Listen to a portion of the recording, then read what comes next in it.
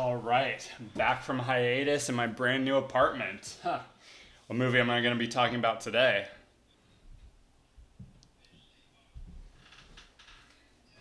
Jurassic World Rebirth is the newest entry in the Jurassic franchise. If you haven't checked out my videos on the other Jurassic movies, you can check them out by clicking the card or the link in the description. But long story short, the only legitimately great movie in this series is, of course, the original. The rest range from average to awful. Some of them are dumb but entertaining, like the first Jurassic World, and some cross over into so bad it's good territory, like Fallen Kingdom. But the bottom line is, none of them have managed to capture the wonder and spectacle and quality of that original film. But they keep making money, so why the hell not pump out 18 more of these? Although this one was an interesting case in particular, because it was being directed by Gareth Edwards. This guy has done some pretty noteworthy stuff, and while I haven't loved everything he's done, the one consistently great aspect of all his movies is the visuals. The worlds he creates, the shots he frames, the way he plays with scale. He makes everything look so grand and epic, and that kind of eye for larger-than-life visuals lends itself really well to a dinosaur movie. So I went in with mostly an open mind. The trailers weren't necessarily doing anything for me, but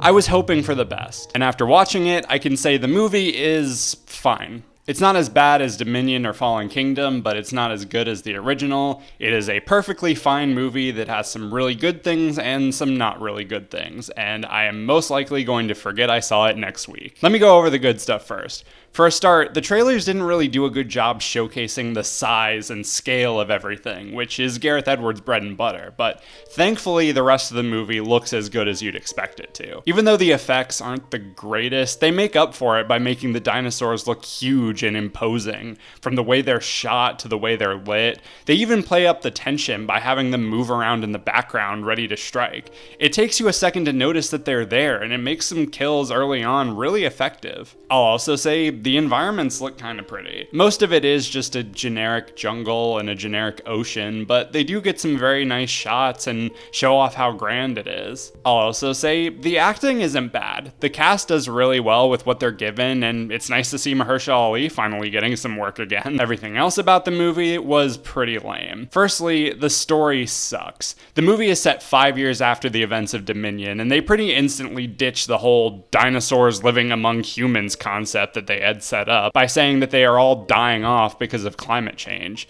Because why would we want to see dinosaurs anywhere else other than the jungle, or humans learning to adapt to living with dinosaurs, or anything interesting like that? The story itself is about this group of people collecting dinosaur DNA to use it as a cure for heart failure, led by this corrupt business asshole. Because if there's one thing I want in my escapist dinosaur movies, it's reminders of our failing healthcare system. The movie is very paint by numbers. It is trying so hard to be the original Jurassic Park that it might as well be a straight remake. The script feels like it was written by ChatGPT, to the point to where I was reciting all of the cliche lines they were saying. There are plenty of stupid moments, like how it opens with a Snickers wrapper killing people like it's fucking Final Destination. The characters make boneheaded decisions to service the plot. The characters themselves are pretty thin and just happen to have the benefit of being played by likable actors. Weirdly enough, I also didn't really like the music. I mean, it's fine on its own, but some of the placement kind of broke a lot of the tension in certain scenes that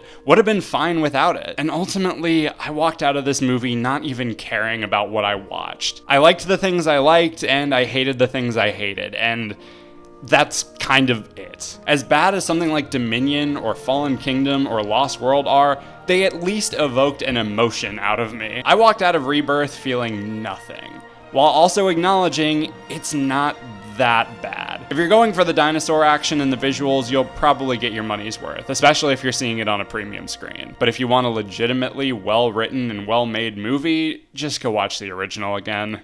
I'd give it a 3 out of 5.